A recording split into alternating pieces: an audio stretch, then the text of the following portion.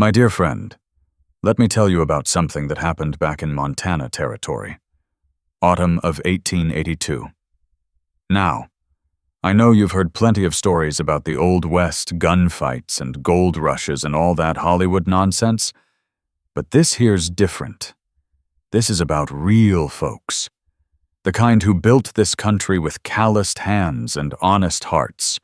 It's about a woman who showed up at Samuel Stone's ranch one stormy night, carrying nothing but a flour sack and more courage than most men I've known.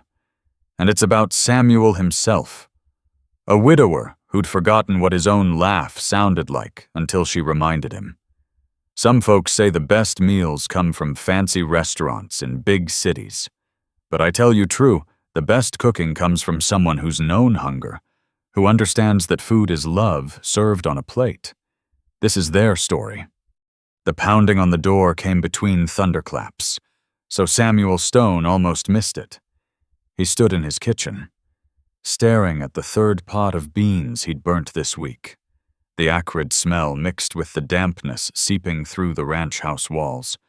The kerosene lamp flickered, throwing long shadows across Margaret's apron still hanging on its peg 2 years now, and he hadn't been able to move it. The pounding came again. Harder this time.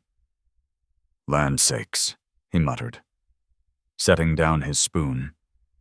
He crossed through the parlor, his boots heavy on the pine boards that Margaret had insisted on having sanded smooth. At the door, he paused. Nobody traveled on a night like this without good reason or desperation. He opened the door. A woman stood there in the driving rain. No, that was too simple. She filled the doorway like she was trying to disappear into a man's coat that must have belonged to someone twice her height. Water streamed off the brim of an old felt hat. She clutched a flour sack against her chest, arms wrapped around it like it held everything dear to her, which, he would learn later, it surely did. "Mr. Stone." Her voice came steady despite her chattering teeth. "Samuel Stone." "That's me. Who might you be?" She lifted her chin just a notch, a small gesture, but it changed everything about her face, made it determined instead of desperate. "I heard in town you need a cook." "Town." He said it flat, studying her.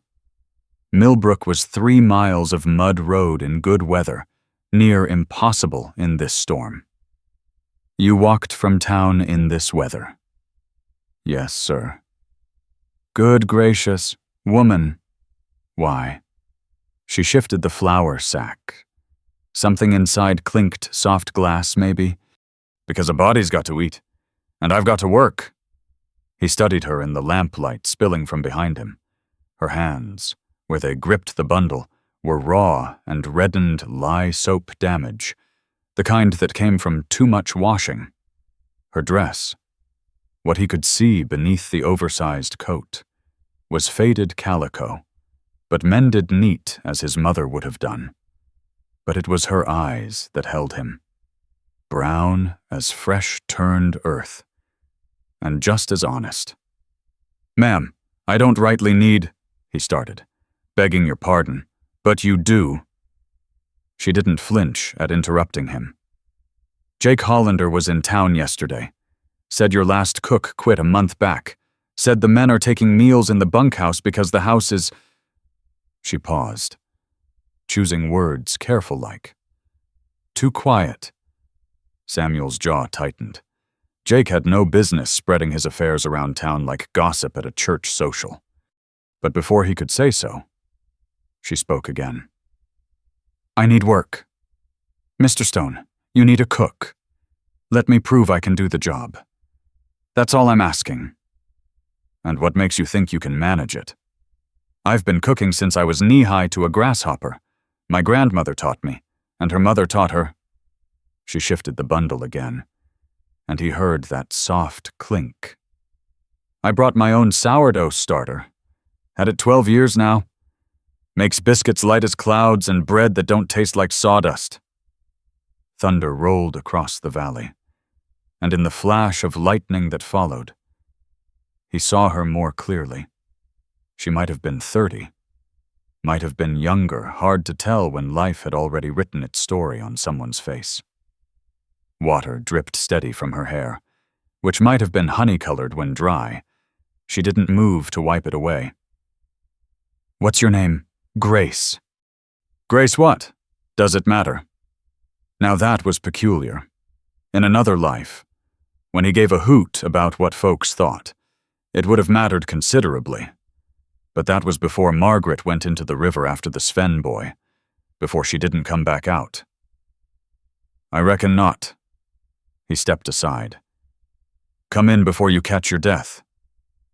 She hesitated on his threshold, and for a moment he thought she might turn tail and run. Then she stepped inside, careful not to brush against him, holding that flour sack like it was a baby. The parlor looked different with a stranger in it. Shabbier, maybe. He saw it through her eyes' dust on his mother's piano. Newspapers stacked beside his chair. The good turkey carpet rolled up and never put back down after Margaret's funeral. But Grace didn't seem to notice, or if she did, she kept her own counsel. "Kitchen's through there," he pointed. "Stove's temperamental. Draws wrong when the wind's from the north." She moved past him, and he caught the faintest smell vanilla no, that was fanciful thinking. But there it was again, sweet as memory, in the kitchen. She set her bundle gentle on the scarred oak table and walked straight to the stove. Her palm went out flat, testing the air above it. She opened the firebox, peered inside, checked the damper. All this without speaking, like she was reading the stove's history in its rust and soot. "Needs cleaning," she said finally. "Creosote built up in the chimney pipe. That's why it draws wrong. I can fix it come morning." The last cook said it was cursed. Grace turned to look at him then, and he could have sworn her mouth twitched toward a smile. "No such thing as a cursed stove, Mr. Stone. Just stoves that haven't been properly tended." She moved to the pump at the sink, worked the handle. It squealed like a stepped-on cat, then produced a stream of rusty water. She didn't flinch, just kept pumping until it ran clear. Then she opened the cupboards one by one, taking inventory, found the mouse droppings in the flour bin, the weevils in the cornmeal. Still said nothing, just nodded to herself like she was doing sums in her head. "The men," she said finally. "How many? 8 steady hands, sometimes 10 during roundup. And you, I manage." She gave him a look that said she'd seen his burnt beans, but kept that opinion to herself too. "Room and board plus wages," she asked. "There's a room behind the pantry, small but private. Has its own door to the yard." She walked to look. Iron bed with a thin mattress, washstand with a chipped pitcher, single window facing the chicken coop. Margaret had meant to fix it up proper for a housemaid, but they'd never gotten around to hiring one. Grace tested the mattress with one hand, checking for bed bugs, most likely. "I'll need to air it out, tomorrow, if the good Lord stops this rain." "You're taking the position, then?" She turned to face him full on. In the lamplight, he could see she was younger than he'd first thought, but her eyes were old and tired and determined as a plow horse. "1-week trial," she said. "If you don't like my cooking, I'll leave. If I can't manage the work, I'll leave. Fair." He should have asked for references. Should have asked where she came from, why she was alone, what had brought her to his door in a storm. But the kitchen was cold and empty, and he was mighty tired of burnt beans. "Fair enough?" She nodded once, businesslike, Then she did something unexpected. She untied that flour sack and pulled out a small mason jar. Inside, visible through the glass, was a pale, bubbling mass.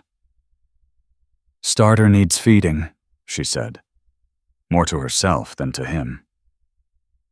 "Been 3 days since it had proper flour?" She looked around the kitchen again, and this time he saw her seeing not what it was, but what it could be. Her shoulders straightened just a touch. "I'll start at 4 o'clock sharp," she said. "Have breakfast ready by 6. Your men work hard, they deserve a proper meal. They'll appreciate it. And you?" The question came quick, like it surprised her too. He considered. When had he last eaten breakfast? Really eaten it? Not just swallowed black coffee and called it sufficient. "I reckon I will too." Thunder shook the house again, rattling the windows in their frames. They both looked toward the dark glass where rain lashed angry. "Terrible night to be traveling," he said. "Yes, sir." "What brought you out in it?" For the first time since she'd arrived. Grace looked away. Her fingers found that starter jar, curling protective around it. "Sometimes," she said, quiet as a prayer. "The storm outside is better than the storm you're leaving behind." He understood that. Understood it bone deep. Hadn't he been living in his own storm for 2 years now? "Well," he said, suddenly needing to be away from those knowing eyes. "I'll leave you to get settled." He turned to go. Then remembered, reached up to the shelf by the door and took down an old brass key. "For your room," he said, holding it out. "Lock works good." She looked at that key like she'd never seen such a thing. Then slowly, carefully, she took it from his hand, making sure their fingers didn't touch. "Thank you kindly." "Don't thank me yet. You haven't seen the state of the pantry." This time she did smile, just barely, just enough to change her whole face. "Mr. Stone, I've been cooking in worse places than this since before I needed a step stool to reach the stove. Your pantry doesn't frighten me." After he left, Grace stood alone in the cold kitchen. She could hear him moving overhead, floorboards creaking under his weight. The rain had gentled to a steady patter. Somewhere in the walls, mice scratched their small lives away. She picked up her bundle and carried it to the small room, set the starter jar careful on the washstand. Then, moving by touch in the darkness, she found the bed and sat down. The mattress was thin, but no worse than she was used to. The room smelled of emptiness and old wood, but it had a door and a lock, and a man who hadn't asked the questions she couldn't answer. She pulled off that wet coat borrowed from the livery stable man who'd taken pity and hung it on the peg behind the door. Tomorrow she'd return it. Tomorrow she'd begin proving herself useful enough to keep. Tomorrow she'd start building something like a life here, one biscuit at a time. But tonight, she sat in the darkness and listened to the rain and tried not to think about the hotel room in Millbrook, where Thomas Bowman was probably wondering why his bride hadn't come back from the necessary. Tried not to think about the bruises under her high collar, placed careful where they wouldn't show. Tried not to think about anything except the rain on the roof and the faint bubble of the starter on the washstand. Alive and ready and waiting for tomorrow. Before we continue, please leave a like and subscribe. Let me know which city you're watching from. Now, let's get back to the story. 4 o'clock came dark as the inside of a coal bucket. Grace knew the time not by any clock, but by the ache in her back from the thin mattress, and the way her body had learned to wake before anyone could catch her sleeping past useful. She dressed by touch the same calico dress, still damp at the hem. Her fingers found the matches on the washstand. Struck one. The sulfur smell bit sharp in her nose. Her starter jar bubbled in the sudden light, patient as an old friend. She fed it a handful of flour from her precious store, whispered to it the way her grandmother had taught her. The kitchen waited. Tomb quiet. She lit the lamp, turned the wick low to save oil. The stove squatted against the wall like something dead. She opened the firebox. Ash and clinker. Maybe 3 days' worth. The previous cook hadn't even banked the fire proper before leaving. She scooped ash into the bucket, careful not to raise dust. Found kindling in the wood box. At least Mr. Stone kept that stocked. The pine caught fast, crackling like breakfast bacon. She adjusted the damper, felt the draw change, coaxed it gentle. Water from the pump ran rust orange, then clear. She filled the coffee pot, set it on the back of the stove to heat slow. The mice had gotten into everything. She salvaged what flour she could. Mixed it with what she'd brought. Enough for biscuits if she was careful. The bacon she found in the cold pantry looked decent. She carved off the green spots, set the good meat aside. Cut thick slices. Working men needed substance. The skillet was cast iron. Well seasoned, despite the neglect. Someone had loved this pan once. Margaret, most likely. Footsteps on the porch made her freeze. Too early for the hands.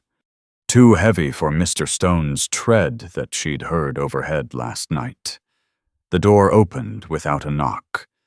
A man filled the doorway, not tall but broad. Beard gone gray as dishwater, eyes that took in everything at once. He wore authority like other men wore suspenders. "Jake Hollander," he said, not a question. "Grace, I know who you are." He stepped inside, closed the door soft behind him. "Know who you were, too." The bacon grease popped. She turned it with steady hands, though her throat had gone tight as wet leather. "Mrs. Thomas Bowman." He said it quiet, like naming something shameful. "Saw you at the hotel yesterday, before you ran." The bacon spit hot grease across Grace's wrist. She didn't pull back. Jake Hollander stood between her and the door, his bulk blocking the lamplight. The kitchen seemed to shrink around them like a closing fist. "He's looking for you." Jake's voice stayed low, matter of fact, like they were discussing the weather. "Bowman, making a fuss at the hotel, says his bride disappeared." Grace lifted the bacon strip by strip from the skillet, laid each piece on the brown paper she'd torn from her flour sack. Her hands stayed steady. They had to. "Says she stole from him." Jake moved closer. His boots scraped against the worn floorboards. "Took his mother's wedding ring." "I took nothing that was his." The words came out before she could stop them. "Didn't say you did." She looked at him then. Really looked. His eyes weren't hard like she'd expected. They were tired, deep-lined from too many years squinting into prairie sun. "Why?" she asked. He shrugged, shoulders moving under his worn flannel. "Man doesn't hit a woman. Any woman. For any reason." His gaze dropped to her collar, buttoned high to hide the bruises. "Saw him grab you yesterday. By the arm. In the hotel lobby. Way he twisted it wasn't natural." The coffee pot started its burble. She moved to it, grateful for the excuse to turn away. Poured a cup, black as midnight. Set it on the table between them. Jake picked it up. breathed in the steam. Boss doesn't know, no. Planning to tell him no. He took a long sip. Made a sound that might have been approval. You really a cook? Yes. Good. We need one. He drained the cup in 3 swallows. Bowman's heading to Bozeman this morning. Business, he claims. Be gone a week. Maybe more.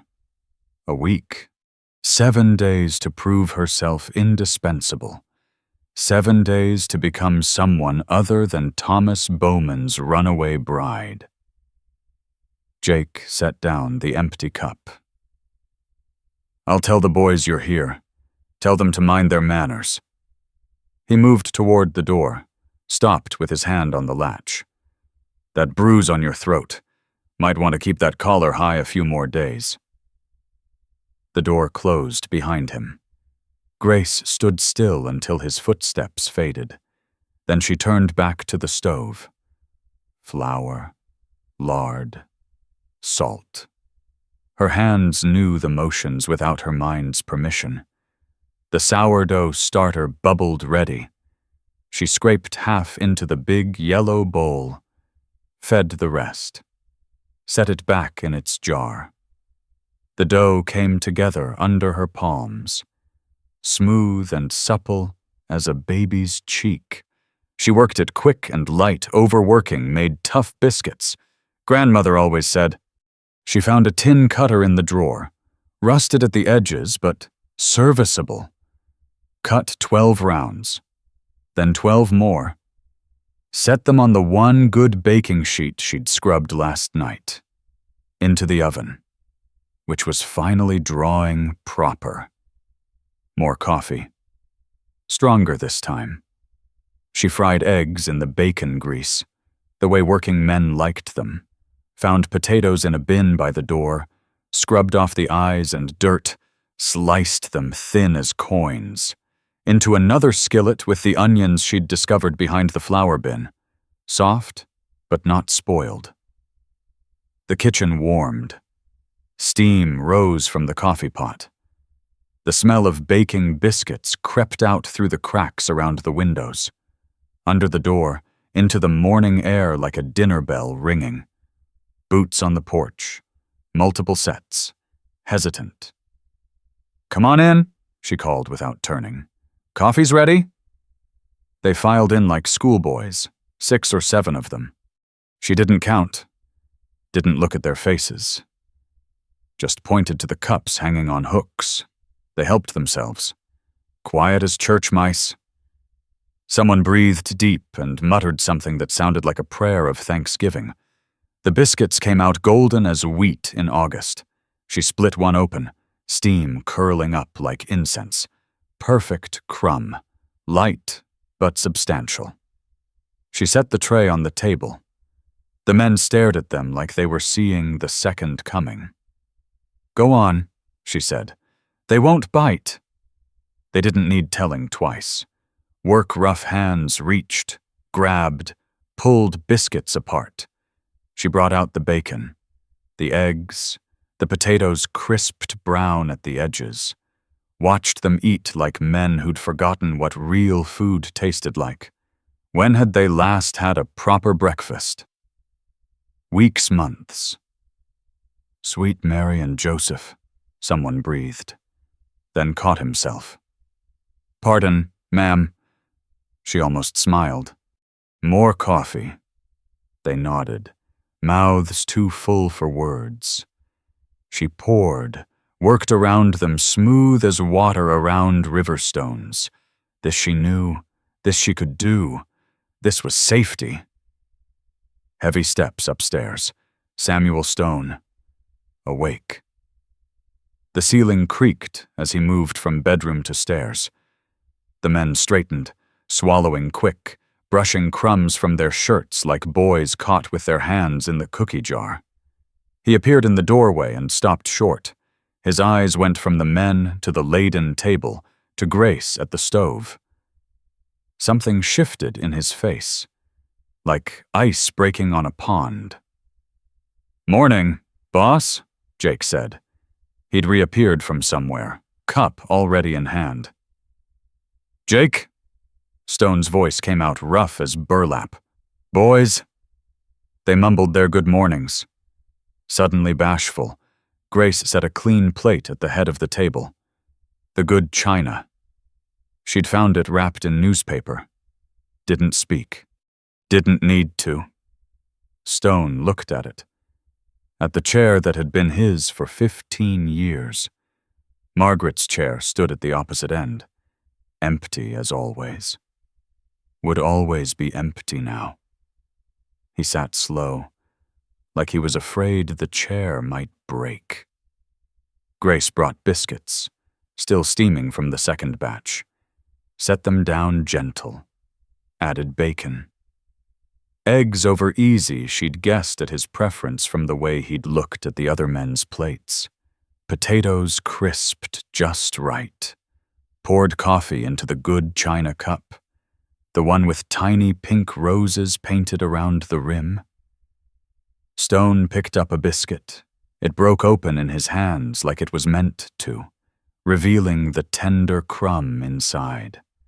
Steam rose between his fingers. He breathed it in deep. Chest expanding under his work shirt. His throat worked. Once, twice. He took a bite. Chewed slow, like he was afraid to swallow. His eyes closed. The kitchen went silent as a held breath. Even the coffee pot stopped its burble. Everyone watching without seeming to watch. Stone swallowed. Opened his eyes. They were wet, shining in the lamplight. "Thank you," he said. So quiet she almost missed it. Maybe to her, maybe to Margaret's ghost, maybe to the morning itself. The spell broke. The men started breathing again. Forks clicking against plates. Someone mentioned the fence in the north pasture. Another talked about moving cattle to winter graze. Normal talk. Safe talk. But underneath ran something new. The kitchen wasn't just a kitchen anymore. It was something that had been missing. Something necessary as air. Grace turned back to the stove. Started another batch of biscuits. The rhythm of it settled into her bones like coming home. This was good work. Honest work. Work that mattered to people who mattered. She didn't see the rider coming up the morning road, dust cloud rising behind his horse. Didn't see Jake's face change as he glanced out the window. Didn't hear what Jake murmured low to Stone that made him stand sudden. Chair scraping harsh against the floor. Not until Stone said, "Grace, there's a man outside asking after a woman. Says she's his wife." The spatula slipped from her hand. Hit the floor with a sound like a gunshot.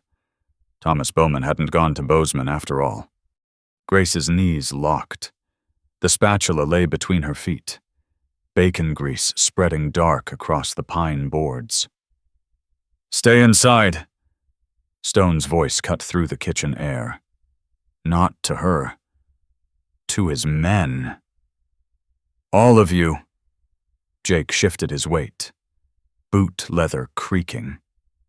"Boss, I said stay put." Stone walked out. The door hung open behind him. Cold morning air rushed in, carrying men's voices. Thomas Bowman's laugh, sharp as broken bottle glass. Grace bent for the spatula. Her fingers wouldn't close around it. She tried again. Got it on the third try. Knuckles white. "Ma'am?" Jake stood close, not touching. Just there. "You don't have to. The biscuits will burn." She turned to the oven, pulled out the tray. Perfect golden. Her hands shook so hard one rolled onto the floor. Through the window, she could see them. Bowman sat his bay mare, still travel-dusty from the road. Stone stood in the yard, arms crossed. They were talking. She couldn't make out words, just the rise and fall of voices. Bowman's climbing higher like a tea kettle fixing to boil, stones staying level as good oak flooring, the ranch hands pressed against the windows. Tommy, the youngest, whistled low between his teeth. "That's one angry fellow," Tommy muttered. "Shut your mouth," Jake snapped. Bowman swung down from his horse, stepped toward Stone. Stone didn't move, didn't step back. Bowman was younger, broader through the shoulders, soft-looking where Stone was wire and gristle, but Stone had something else. A stillness that made space around him. Like the calm before lightning strikes, Bowman's hand moved to his hip, where a gun would sit if he wore one. His fingers found only air. Stone said something, short, clear. Bowman's face went red, darker red. Purple at the edges like a fresh bruise. He shouted something, pointed at the house, at the kitchen window, right at her. She stepped back into Jake. His hand found her elbow, steadying, gentle, like calming a spooked mare. "He can't touch you here," Jake said. "Boss won't let him." But Bowman was already pushing past Stone, coming toward the house. Stone caught his arm. Bowman swung around, fist raised. Stone moved faster than a man his age should move. Twisted, used Bowman's own weight against him. Bowman hit the ground hard, dust rising around him like smoke. "My land," Stone's voice carried clear through the morning air. "My rules. You're not welcome here." Bowman scrambled up, mud on his good wool coat, his hat in the dirt. "She's my wife. I have rights. Show me papers." Silence stretched tight. "Marriage certificate." Stone continued. "Signed and witnessed legal." "Show me!" Bowman's mouth worked like a landed fish. No words came. "That's what I thought." Stone picked up Bowman's hat, handed it to him. Polite as Sunday visiting. "Road to town's that way." "This isn't over." Bowman jammed the hat on his head, dirt and all. "I'll be back, with the sheriff." "You do that." Stone turned his back, started walking toward the house. "Sheriff Morrison's my cousin. Known him 40 years. You known him long." Bowman stood there, fists clenched, face working through rage to calculation to something else. Fear, maybe. Or just the recognition that he'd played his cards wrong. He mounted his horse, jerked the reins hard enough to make the bay dance sideways. "You'll regret this. Stone, you and that fat—" "Careful." Stone stopped, turned slow, deliberate. "Real careful what you say about anyone under my roof." They stared at each other across the dusty yard. The morning stretched between them like a held breath. Bowman wheeled his horse, spurred harder than necessary. The bay leaped forward, throwing clods of dirt. They watched him go, down the road, around the bend, gone. Stone walked back to the house, stepped inside, closed the door quiet. The kitchen felt smaller, with everyone in it. Tighter. Like the air before a thunderstorm. "Back to breakfast," he said. Like nothing had happened. Like he hadn't just faced down a younger man for a woman he'd known less than 12 hours. The men moved careful, found their seats, picked up their forks. Nobody talked. Stone sat. His chair creaked. He looked at his plate. The eggs had gone cold. The bacon grease congealed white. Grace picked up the plate, scraped it into the slop bucket, put down a fresh one. Hot biscuits from the batch she'd just saved from burning. New eggs, yolks running perfect, bacon crisp enough to snap. "Thank you," Stone said, not looking at her. She nodded. Went back to the stove. Made more coffee. The ordinary motions steadying her hands.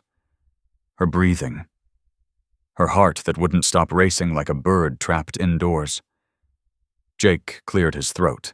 North fence won't fix itself. The spell broke. The men started talking. Quiet at first, then normal volume.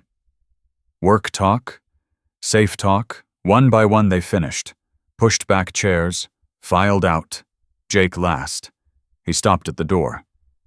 Saturday's town day, for supplies. Stone looked up. So nothing, just saying. Jake left. The kitchen emptied out until it was just Stone and Grace. Him at the table, her at the stove. The coffee pot bubbling between them like a chaperone. He hurt you. Not a question. Grace's hand went to her throat. The high collar hid the worst of it. Not enough to matter. It all matters. She turned to look at him. Really look. His face was weathered like old saddle leather, lines carved deep around his eyes and mouth from sun and wind and sorrow. But his eyes themselves were clear, gray as morning mist. Why? She asked. He understood what she was asking. Why defend her? Why risk Bowman's anger, the town's gossip? Why any of it? Margaret would have... Simple, true. She never could abide a bully. Grace turned back to the stove, started washing dishes. The hot water stung her raw knuckles. Good sting, real sting. Better than the tightness in her throat that meant tears coming. Saturday, Stone said. We'll go to town for supplies. You need things. Proper clothes. Supplies for the kitchen. He paused. I need folks to see you're under my protection. Make it clear where you belong now. Protection. The word sat between them solid as a stone wall. Bowman won't be back. Stone pushed his chair back. Stood. Not if he's got any sense. And he strikes me as having just enough sense to be dangerous, but not enough to be truly stupid. He walked to the door. Stopped. That collar, you don't need to keep it buttoned so high. Not here. Not anymore. After he left. Grace stood in the empty kitchen. Sun slanted through the windows now, lighting up the dust motes dancing in the air. The room smelled of bacon and coffee and biscuits. Living smells. Good smells. Safe smells. She reached up, unbuttoned the top button of her collar, just one. The air touched her throat where the bruise bloomed purple-green like a storm sky. Saturday came gray and cool. Grace wore her other dress, brown wool. Mended, careful, but clean. Stone helped her up into the wagon. His hands careful on her elbow. Proper distance maintained. The road to Millbrook ran rough with dried ruts. Stone handled the reins easy, like breathing. They didn't talk, didn't need to. The silence felt comfortable as an old quilt. There'll be talk, he said as the town came into view. I know. They'll say things. They always do. He glanced at her sideways. Something that might have been approval crossed his face. Millbrook spread out ahead like something a child might build with blocks. One main street, general store, hotel, saloon, church, feed store at the far end. Maybe 300 souls. Most of them with nothing better to do than jaw about their neighbors. They knew already. Grace could tell by how conversations stopped when the wagon passed. Women turned to watch from doorways. Men tipped their hats to Stone, ignored her, like she was invisible. Or worse, too visible. Stone pulled up outside Pruitt's general store, helped her down. His hand at her elbow again. Firm this time. Making a statement clear as newspaper headlines. Inside, The store smelled of pickle brine and tobacco and penny candy. Mrs. Pruitt stood at the counter with her circle. 3 women, pressed and proper, faces pinched like they'd been sucking persimmons. "Mr. Stone," Mrs. Pruitt said, "sweet as sorghum gone bad. Heard you have a new cook." "I do. How fortunate." Grace moved past them to the dry goods. Flour, they needed flour, salt, baking soda, coffee beans. She selected each item careful, checking for quality, weighed it in her hands, the good stuff, not the cheap. The women whispered behind their hands. She caught words. Bowman, hotel. Running off. No better than she should be. Her fingers tightened on a bag of white beans. The cloth started to tear. 5 pounds of white sugar. The shopkeeper's wife appeared beside her. Mrs. Chen, small and neat, with knowing eyes. "For Sunday baking." Grace looked at her. Mrs. Chen smiled. Real smile, not the kind that hid meanness. "Also this." She pressed a small packet into Grace's hands. Vanilla beans, real ones, dear as gold. "On the house. I can't." "You can." Mrs. Chen's voice dropped low. "Any woman who leaves Thomas Bowman has my respect. Man's a snake. Tried to corner my daughter last summer behind the church. My husband ran him off with a fence post." Grace's throat went tight. Mrs. Chen patted her hand. "You make Mr. Stone eat proper. Man's been grieving too long. Margaret would want him living again. Not just existing." She moved away, back to her counter. Left Grace holding vanilla beans worth a week's wages and trying not to cry. Stone appeared with a barrel of flour on his shoulder. Set it by the door, easy as setting down a pillow. "What else? Lard, salt pork, dried beans." She made her voice steady. "Professional." "Molasses if they have it?" He nodded, went to gather things. Mrs. Pruitt watched him go, then descended on Grace like a buzzard on roadkill. "We all heard about your situation." Her voice carried on purpose, meant for the whole store to hear. "How embarrassing for poor Mr. Bowman. His bride running off on their wedding night. Wasn't his bride." Grace selected onions. Firm ones, no soft spots. "Oh, but he says lots of things." Grace moved to the potatoes. "Doesn't make them true." Mrs. Pruitt's face flushed red as a rooster's comb. "Well, I suppose we can't all have high standards." "No." Grace looked at her direct. "We can't." The woman's mouth opened and closed like a fish gulping air. She flounced away to her circle. They whispered furious, shooting glances sharp as hatpins. Stone returned, arms full. "Ready? Almost." She picked up coffee beans, the good dark roast, added a round of cheese, eggs packed careful in sawdust, a precious jar of strawberry preserves. Each item a small defiance, a declaration that she deserved good things, that Stone Ranch deserved good things. At the counter, Mr. Chen tallied it up. Stone paid without questioning the amount. Grace noticed he added extra. Noticed Mr. Chen noticed too. Men and their silent communications. They loaded the wagon. The whole town watched from windows, doorways, the saloon porch. Grace kept her chin up, climbed into the wagon unassisted.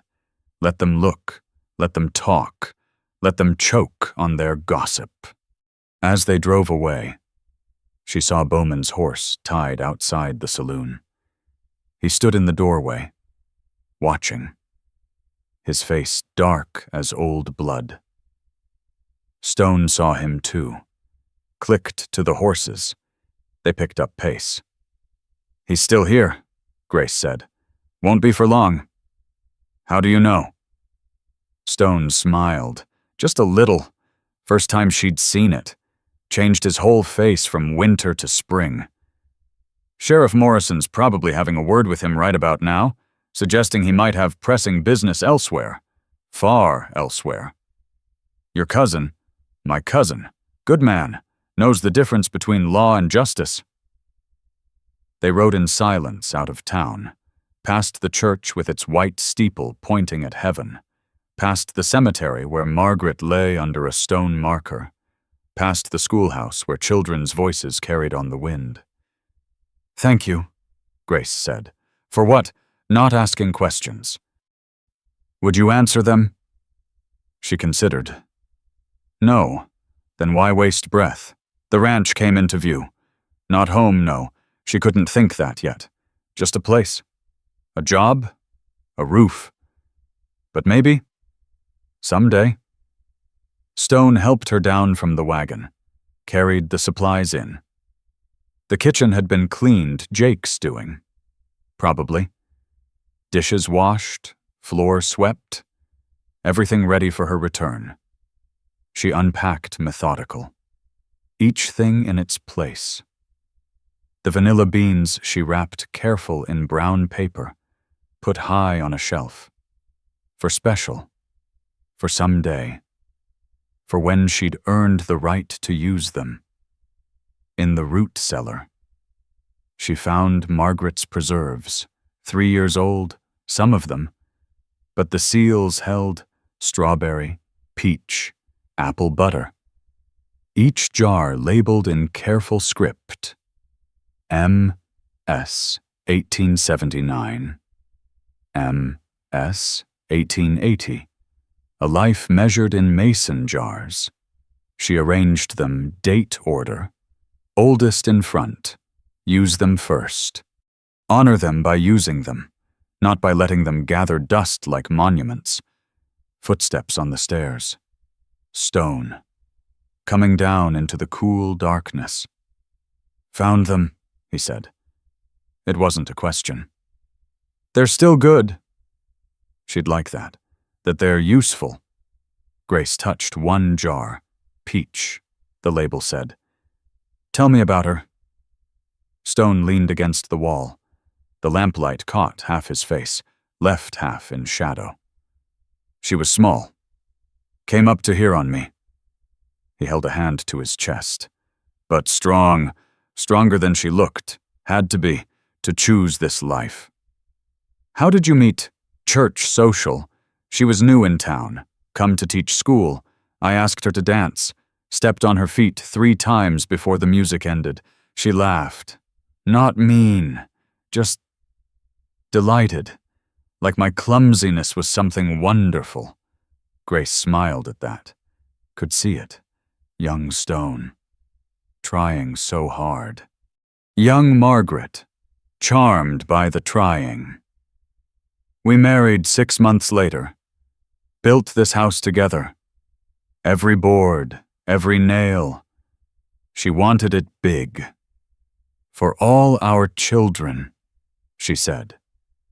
The root cellar grew quiet, just their breathing and the house settling overhead. There weren't any children. We tried for 10 years, then stopped trying, just lived, raised cattle instead of babies. She never complained. Never made me feel like I'd failed her. "You didn't," he looked at her sharp. "How would you know that because you're still here, still keeping her house, still eating at her table? A woman whose man failed her doesn't get that kind of devotion after she's gone." Stone pushed off the wall. "We should go up. It's getting late." But he didn't move. Neither did she. They stood in the root cellar, surrounded by dead woman's preserves and unspoken words hanging between them like cobwebs. Finally, Grace picked up a jar, apple butter, dark as molasses. For tomorrow's biscuits.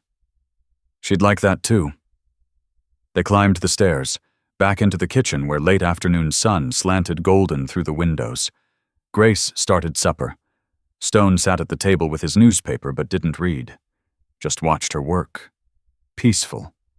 Like watching her cook settled something in him. She felt his eyes but didn't mind. It wasn't the way Bowman watched, hungry and mean. This was different. Grateful, maybe. Or just lonely, recognizing lonely. A sound outside made her freeze. Footsteps, slow, deliberate, circling the house. The footsteps stopped at the kitchen door. 3 knocks. Polite. Not Bowman's way. Stone rose from his chair. "That'll be Jake." The door opened to Jake's weathered face. "Boss, Miss Grace, Sheriff Morrison's here. Says he needs a word." The sheriff stood in the yard, holding his hat. Tall man, thin as fence wire, with Stone's gray eyes, but none of his hardness. He nodded to Grace through the doorway. "Ma'am, Sam, sorry to trouble you at supper time." "Come in, Daniel." Stone stepped aside. "Coffee." "I'd be obliged." Grace poured, her hand steady. The sheriff took the cup, wrapped his fingers around it like he needed the warmth. "Bowman left town this afternoon, headed south toward Bozeman." The sheriff's eyes stayed on Grace. "Thought you should know." "Good riddance," Stone said. Maybe not." Daniel set down his cup. Man was powerful, angry, said some things. About coming back. About what he'd do. He paused. "I suggested he might want to reconsider. Suggested it real strong. And he laughed, said I couldn't prove nothing, said possession is 9/10 of the law." Grace's stomach turned to lead.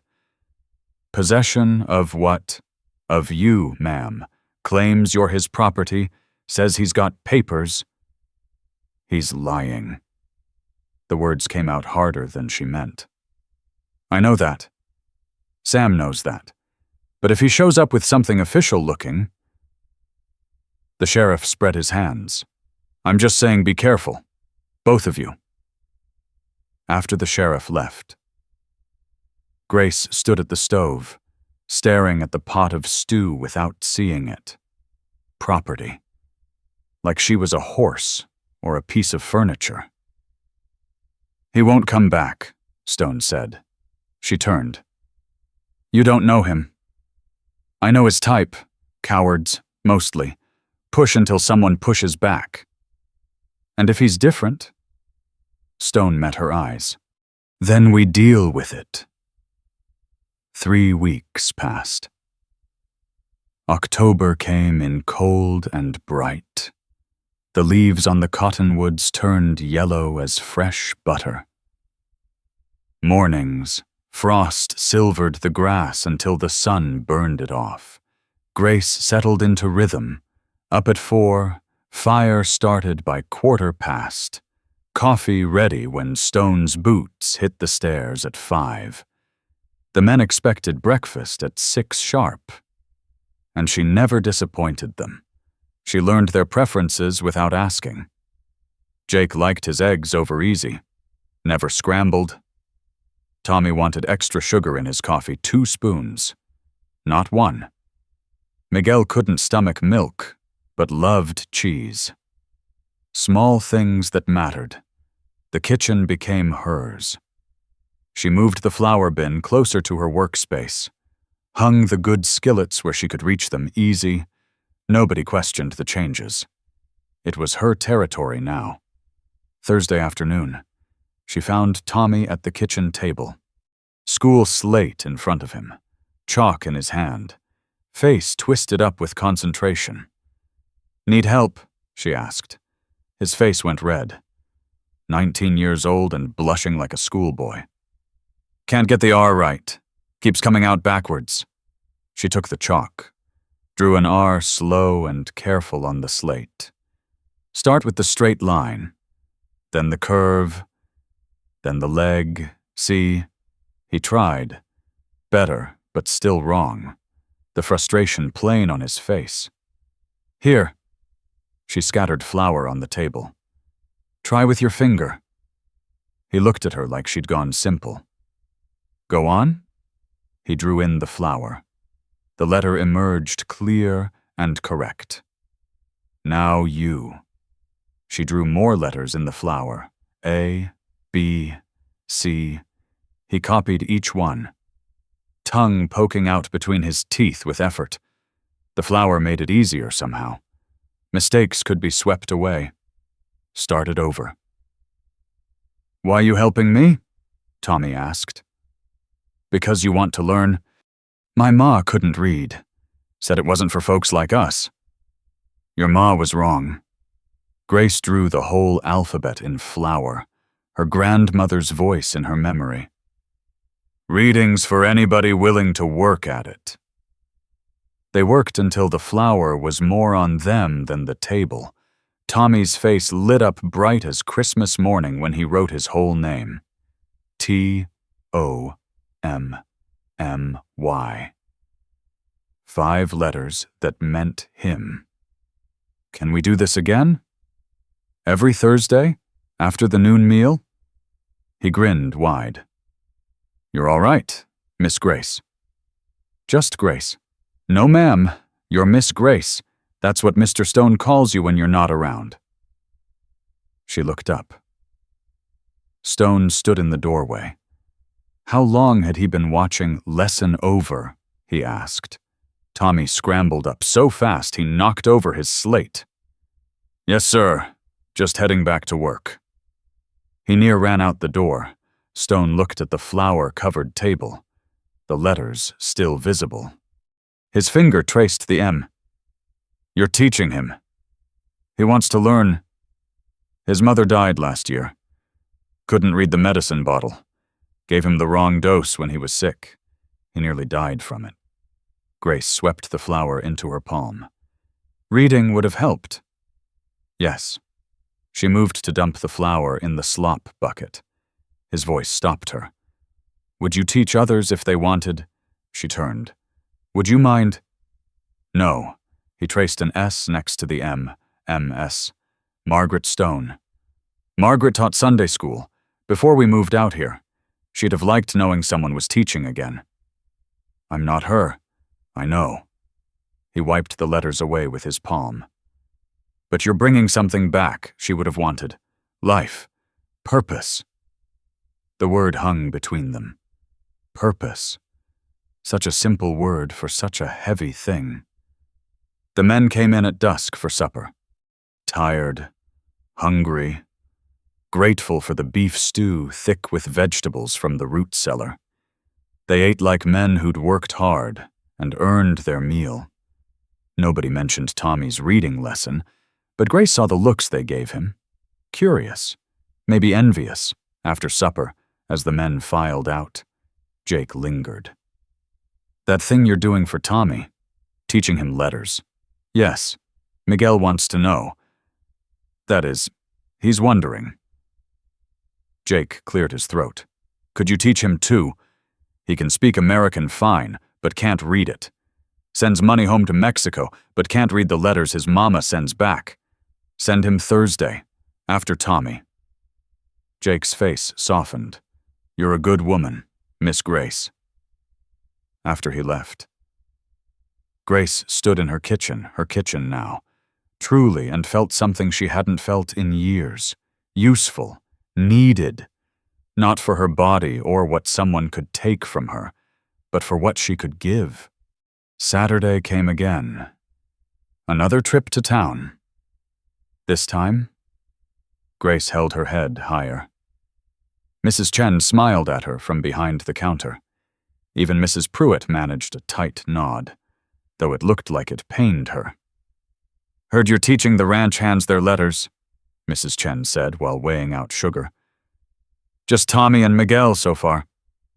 My husband's nephew works at the Morrison Spread, can barely write his own name. Would you consider send him Sundays, after church?" Mrs. Chen's smile widened. "I'll pack extra tea cakes." On the ride home, Stone was quiet. But Grace had learned his silences. This one felt thoughtful, not dark. "You're building something," he said finally. "I'm just teaching letters." "No, you're building community, making connections." He glanced at her. "Margaret tried for years to get the hands to learn reading. They wouldn't. Said it wasn't for them. What changed? You. You're not telling them they should learn. You're showing them they can." Back at the ranch, Grace found a package on the kitchen table. Brown paper tied with string. No name on it. She opened it, careful. Inside, a new apron, store-bought, blue with tiny white flowers, and a note in careful, painful printing. "Thank you for teaching me, Tommy." Her throat went tight. She held the apron up. Perfect fit. How had he known her size? Then she realized he'd been watching her work for weeks, seeing what she needed. She tied on the apron, went about making supper. The men came in, saw the apron, saw Tommy's red face. Nobody said anything. But the approval was thick as gravy in the air. That night, she sat on her narrow bed, still wearing the apron. Tomorrow was Sunday. 3 men would come to learn their letters. Monday. The cycle would start again. Coffee at 5. Breakfast at 6. The rhythm of days that meant something. A sound made her look up. Scratching at the walls. Not mice. Too deliberate. Like someone trying to find a loose board. She stood, moved to the window, peered out into the darkness. A shadow by the woodpile. Too tall for any of the ranch hands.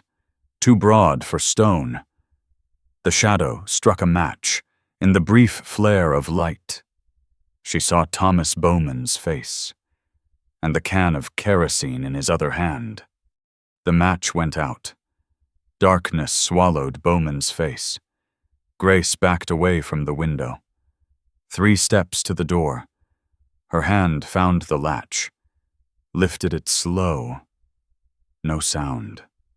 The hallway stretched dark and empty. Stone's room at the far end. Too far.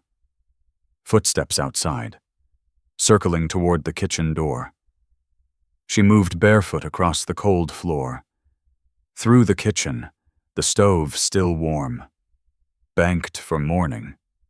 The copper kettle on the back burner, heavy enough to crack a skull. The kitchen door handle turned. Locked. She'd locked it. Blessed habit. Wood splintered. He was prying at the frame with something metal. The screws in the lock plate started to pull loose from the old wood. "Stone." Her voice came out strong. "Mr. Stone, boots on the stairs. Fast." Stone appeared in his union suit, hair wild from sleep. Saw her face, didn't ask questions. Went straight to the cabinet above the stove. Pulled down something she hadn't known was there. A Navy Colt revolver. The doorframe cracked. The lock held, but the wood around it gave way. Bowman pushed through. Stopped when he saw Stone. The gun. "Evening, Thomas." Stone's voice stayed level. "Bit late for visiting. Just coming to collect what's mine." Bowman held the kerosene can loose at his side. The smell filled the kitchen, sharp enough to water eyes. "Nothing here belongs to you. We disagree on that."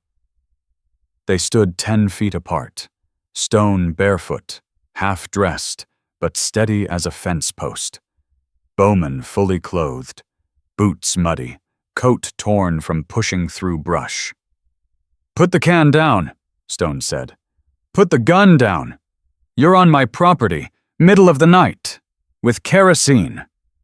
Stone's thumb found the hammer of the Colt. I could shoot you right now. Sheriff would call it justified. Bowman smiled. Ugly expression that didn't touch his eyes. You won't shoot. You're not the type. Too civilized. You sure about that? Grace saw Jake in the doorway behind Bowman, moving quiet as smoke, a pickaxe handle in his hands. Bowman took a step forward. She's coming with me. No, Grace said. I'm not. He turned to her. You don't get a say. Jake swung. The pick handle caught Bowman across the shoulders. He went down hard. Kerosene can flying. It hit the stove, split open. Kerosene spread across the floor, soaking into the boards. Bowman rolled, came up with a knife, threw himself at Jake. They went down together, rolling in the kerosene puddle. Stone moved to help. His foot slipped in the kerosene. He went down on one knee. The knife came up, came down. Jake grunted. Grace grabbed the kettle, brought it down on Bowman's head. The sound like a melon dropping. He collapsed across Jake. Blood spread from under Jake's shoulder. Too much blood. Stone pushed Bowman aside, pressed his hands to Jake's shoulder. Get rags. Clean ones. Now. Grace ran to the cupboard, pulled out clean dish towels, knelt beside Jake. His face had gone gray as old dishwater. Just a scratch, Jake mumbled. Shut up, Stone said, gentle despite the words. Grace, hold pressure here. She pressed the towels against the wound. Blood soaked through immediate. Jake's blood on her hands, under her fingernails, warm and wrong. Tommy appeared in the doorway, took in the scene. The blood. Bowman unconscious on the floor. Get Miguel, Stone ordered. Tell him to ride for the doctor, fast as he can. Tommy ran. Jake's breathing went shallow. Fast. His eyes started to roll back. Jake. Jake. Stone slapped his face light. Stay with us. Cold, Jake muttered. That's the kerosene. We need to move him, away from the stove. Together they dragged Jake into the parlor, laid him on Margaret's good sofa. Blood on the fabric. Margaret would have minded, but Margaret was gone. The fire, Jake whispered. What fire? Stone leaned close. Saw him earlier. By the barn. Had matches. Stone's face went white. He looked at Grace. Stay with Jake. Keep pressure on that wound. He ran out. She heard his boots on the porch, running toward the barn. Jake's hand found hers. Weak grip. Did I do good? You did good. He won't hurt you now. No, he won't. Jake's eyes started to close. Jake, stay awake. Tell me about your wife. His eyes opened. Mary. Her name was Mary. Tell me about her. Prettiest girl in 3 counties. Could sing like a meadowlark. His voice faded. Came back. Made terrible biscuits, though. Like rocks. I'll teach you to make good ones. When you're better. Can't learn if I'm dead. You're not dying. Feel like I am. The blood kept coming. Soaking through towel after towel. Her hands slippery with it. Footsteps on the porch. Stone came back, breathing hard. No fire. Checked everywhere. He knelt beside Jake. How is he? Bleeding won't stop. Stone lifted the towel. The wound gaped wide. Deep. Too deep. Sweet Jesus, he breathed, then louder. Where's that doctor? Miguel's riding hard. Tommy said from the doorway. But town's 3 miles. Doctor might not even be there. Might be out on calls. He'll bleed out before then. Stone's hands pressed harder on the wound. Grace remembered something. Her grandmother's voice across the years. "Spiderweb," she said. "What? Spiderweb stops bleeding. Grandmother used it on deep cuts. And cayenne pepper. Burns, but it works." Stone looked at her. "You sure?" "No. But he's dying anyway. Tommy, get spiderwebs from the barn. The corners where they're thick. And check the pantry for cayenne." Tommy ran again. Jake's breathing got worse, rattling in his chest. "The blood's going into his lung," Grace said. She'd seen it before. Bar fight in Kansas. Man died drowning in his own blood. "We need to turn him, on his side." They rolled Jake, careful. Blood ran from his mouth, but his breathing eased some. Tommy came back, hands full of dusty web, a jar of cayenne from the back of the pantry. Old, but still good. Grace packed the spiderweb into the wound, gray strands turning red immediate. Then the cayenne. Jake screamed, body arching, but the bleeding slowed. "More web," she said. Tommy ran out, came back. They packed more web, more cayenne. The bleeding stopped to a trickle. Jake passed out from the pain, but his breathing steadied. Color came back to his face. Not much, but some. "Will he make it?" Stone asked. "I don't know." They sat with Jake, taking turns holding pressure on the wound. The kitchen reeked of kerosene. Bowman still lay where he'd fallen. A knot the size of a hen's egg on his skull. "Should tie him up," Grace said. "Should let him die." Stone replied. But he got rope from the mudroom, tied Bowman's hands and feet, tight enough to cut off circulation. The sky started to lighten. First pink of dawn through the windows. Hoofbeats in the yard. The doctor's buggy. Miguel driving. The doctor holding on white-knuckled.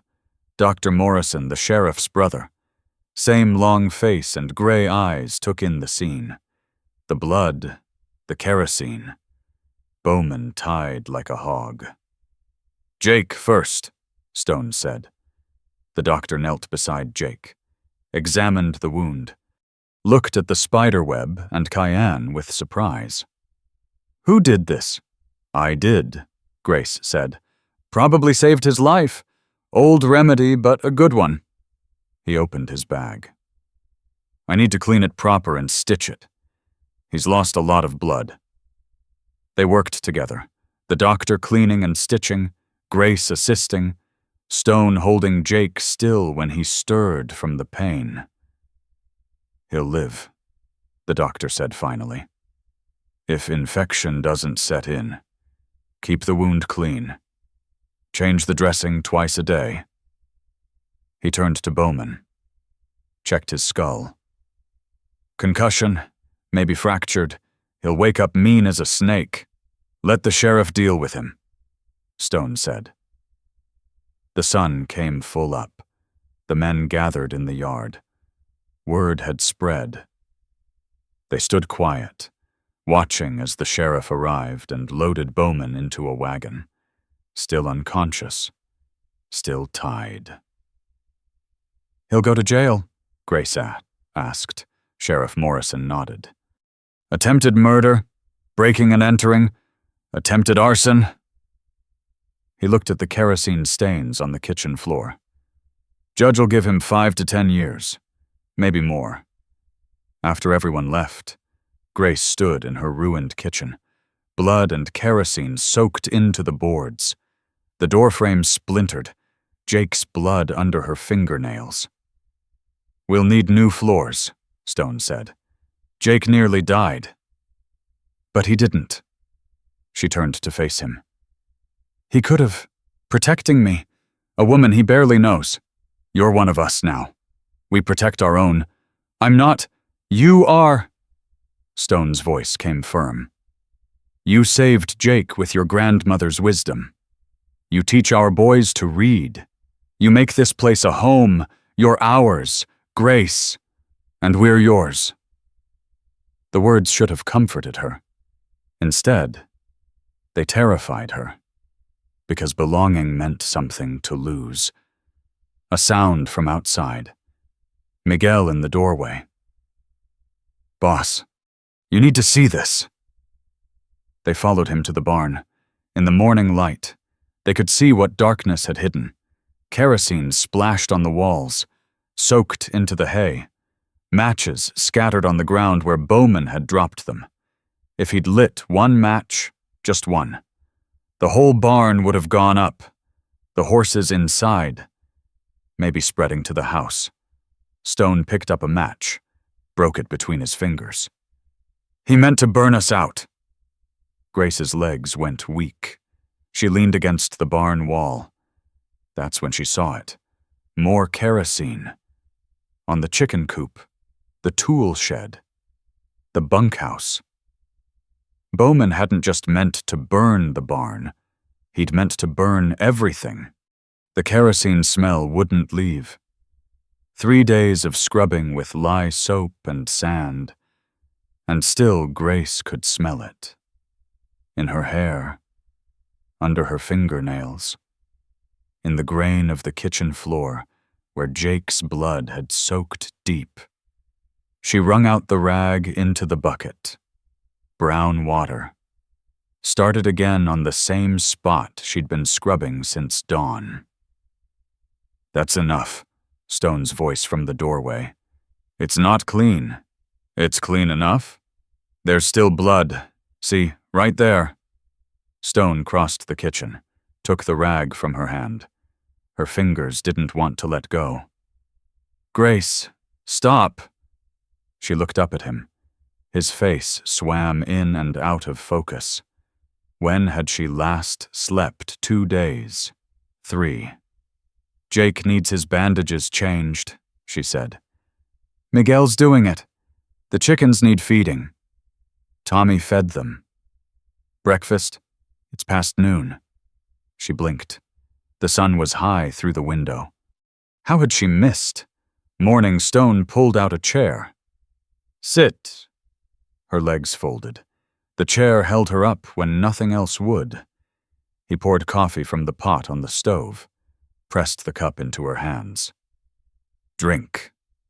The coffee was thick as molasses, bitter from sitting too long.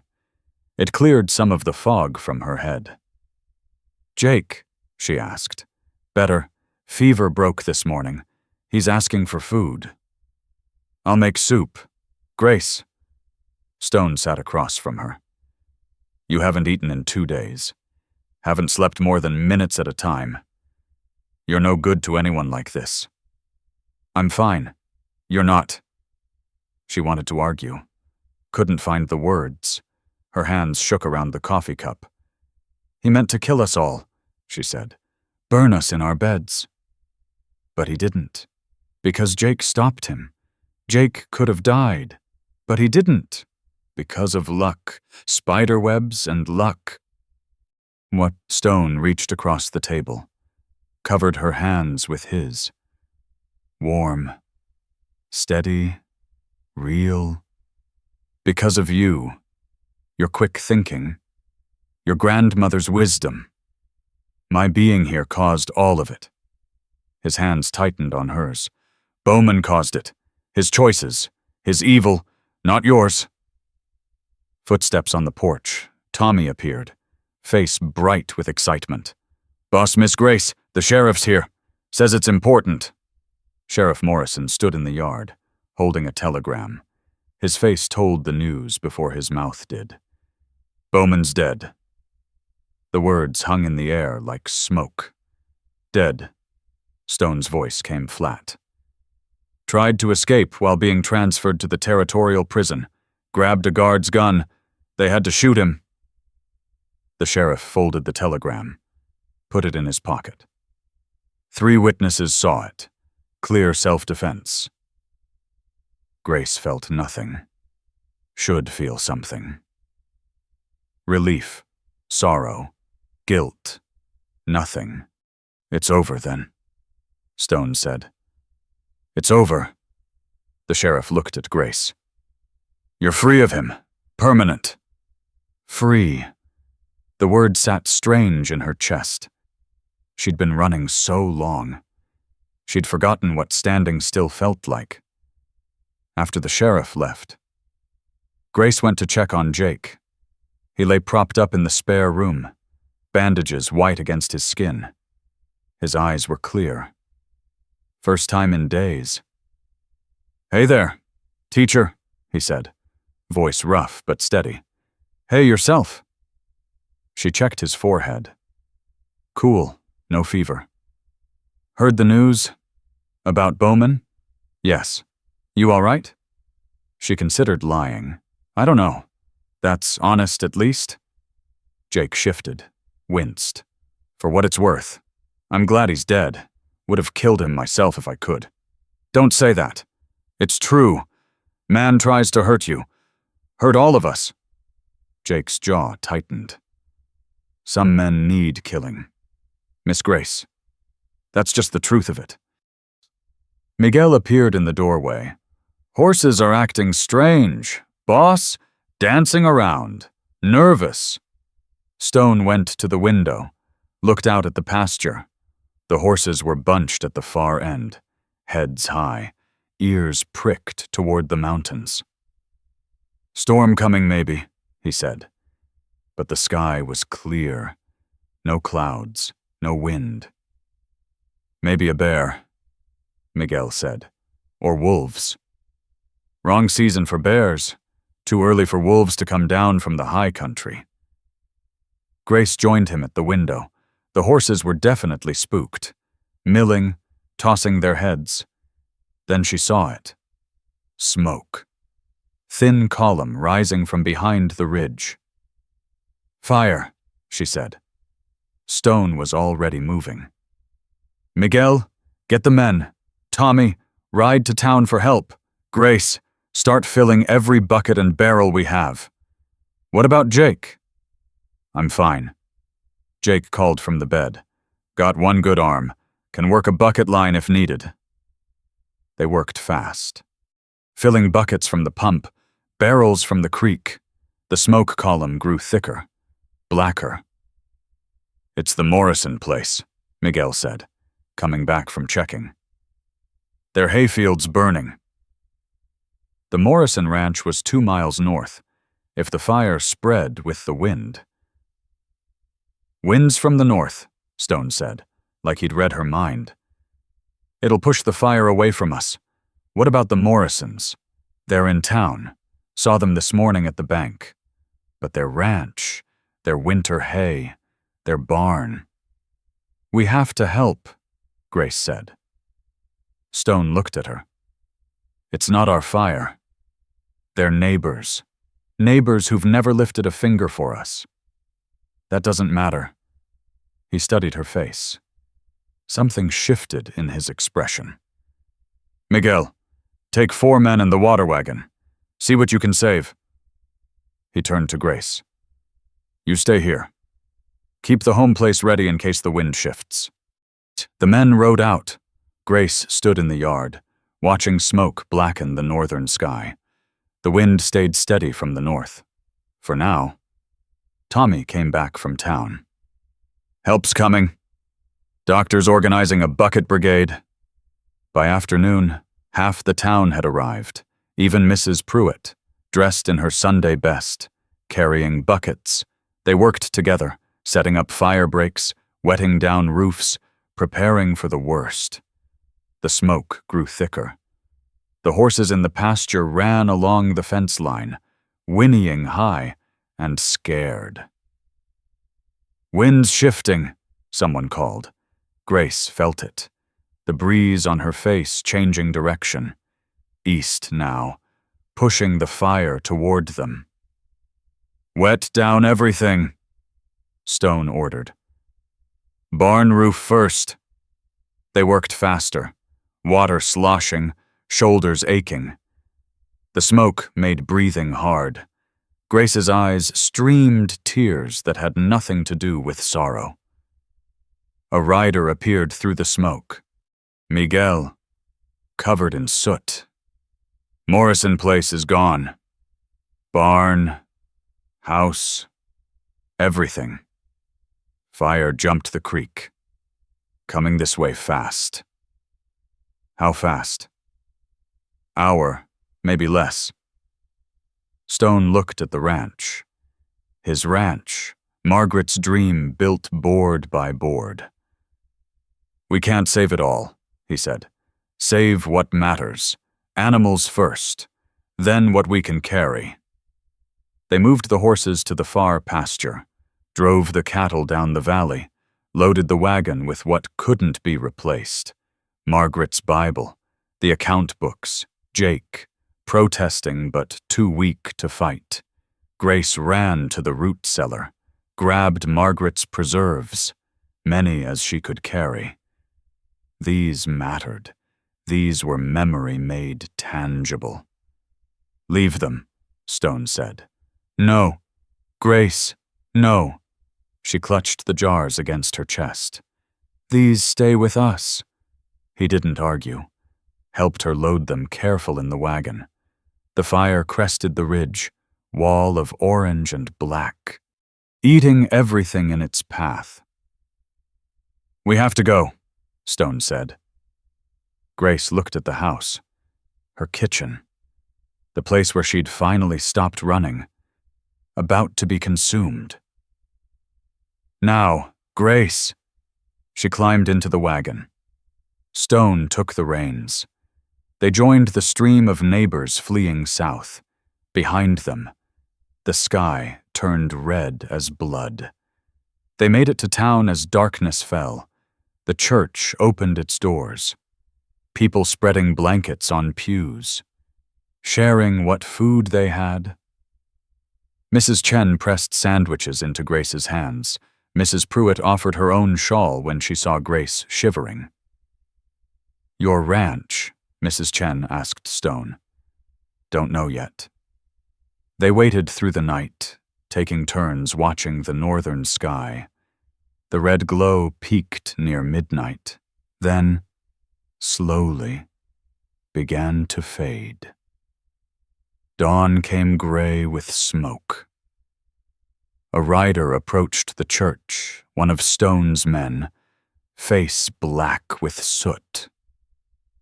Boss, it stopped. Rain started an hour ago up in the mountains, killed the fire dead.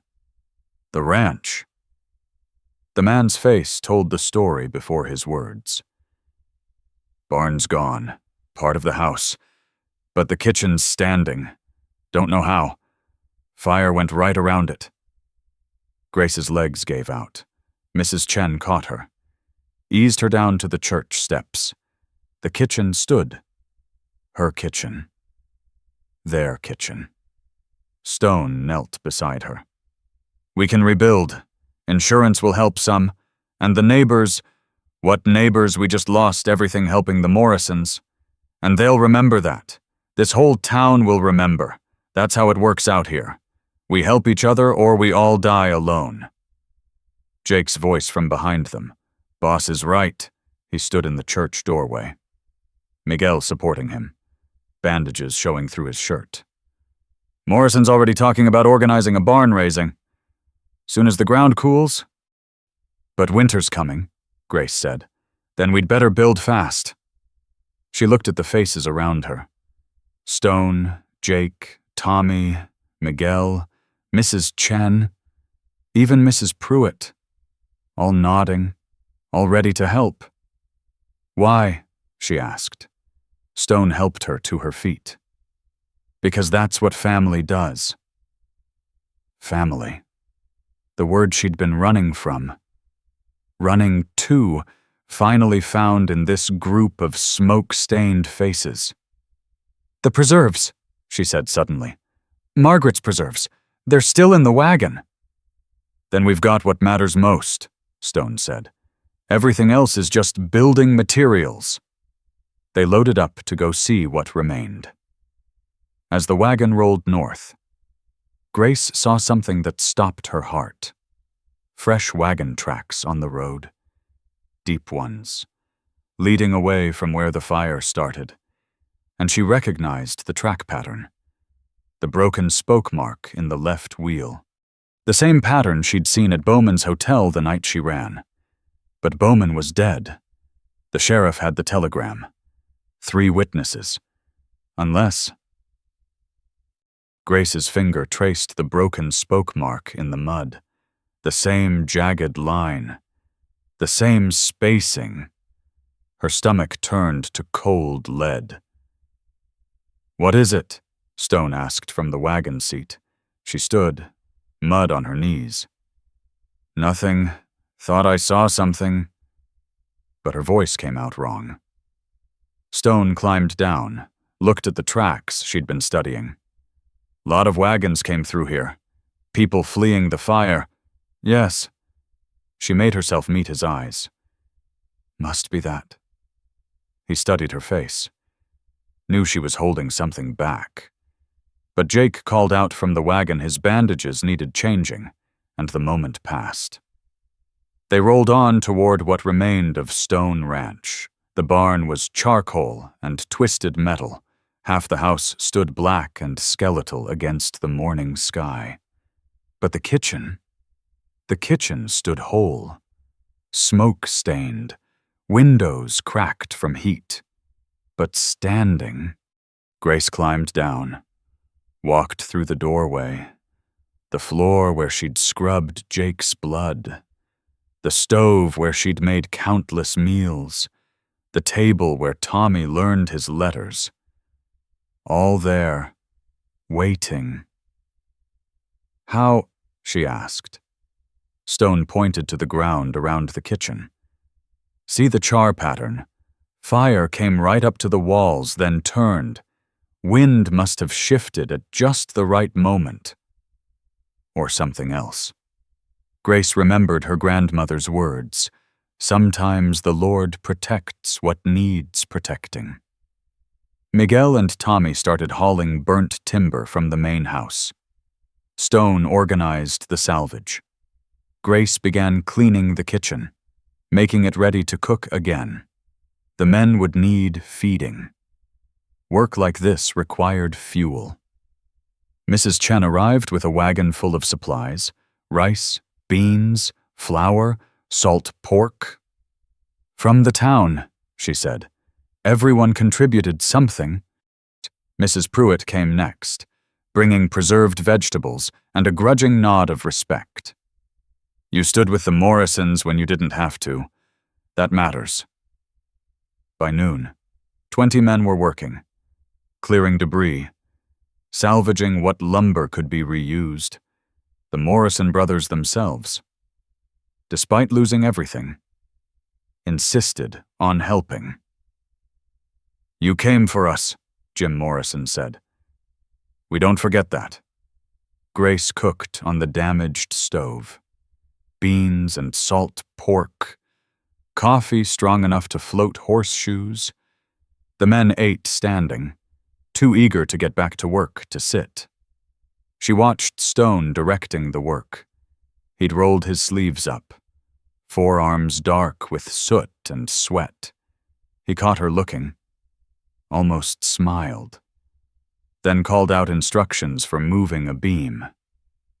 "He's sweet on you," Jake's voice. He sat propped in the doorway, supposed to be resting. "You should be in bed. Can't miss all the interesting parts." He shifted, winced.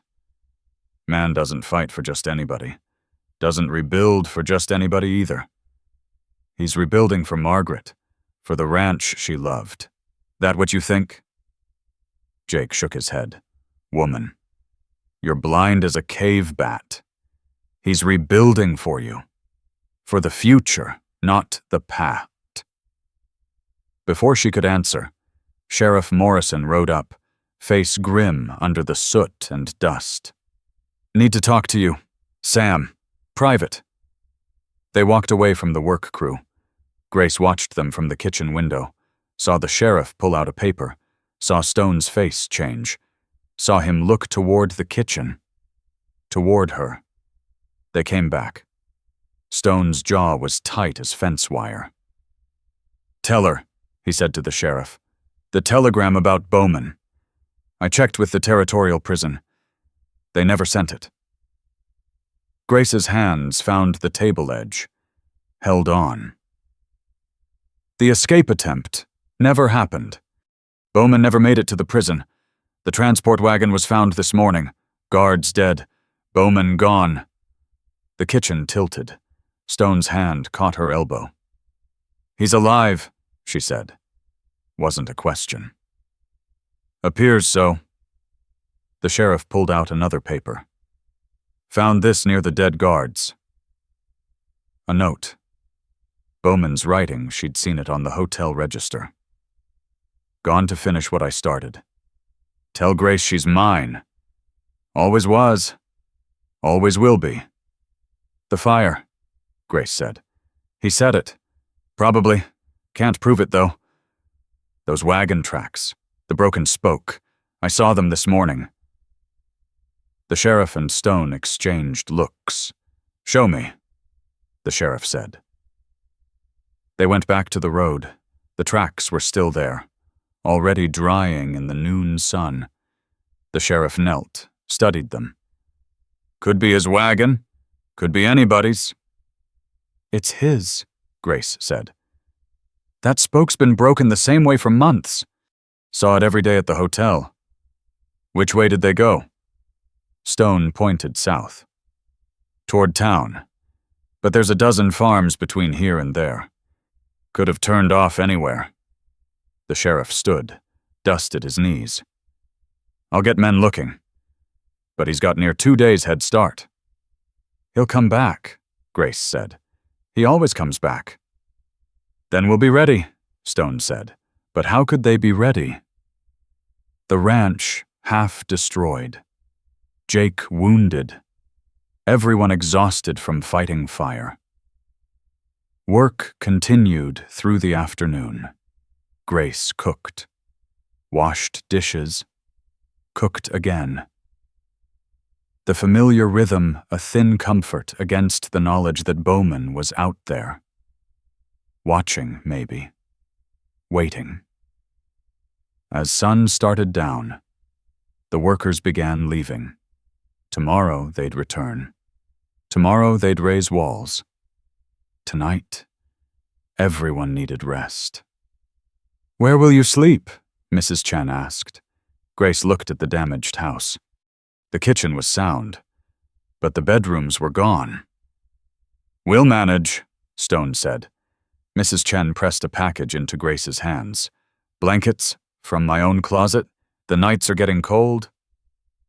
After everyone left, Stone and Grace stood in the yard surveying the damage. Jake was already bedded down in the kitchen, close to the stove's warmth. Miguel and Tommy had made shelter in what remained of the bunkhouse. "You should go to town," Stone said. "Stay with the Chens, until we catch Bowman." "No. Grace, this is my home. I'm not running anymore."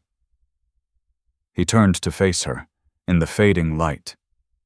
His eyes were dark as deep water. "I can't protect you if I don't need protecting. I need to stop being afraid." She met his gaze steady. "He wants me to run. Wants me scared. I'm done giving him what he wants." Stone reached out, touched her face. His thumb traced her cheekbone, gentle as morning mist. "You're the bravest woman I know." "I'm not brave. I'm just tired of being afraid." "Same thing sometimes." His hand dropped. The moment passed. They went inside to the kitchen. Jake was already snoring soft. Grace made pallets on the floor from Mrs. Chen's blankets. One for her near the stove, one for Stone by the door. "I'll take first watch," Stone said. "Wake me for second. I will."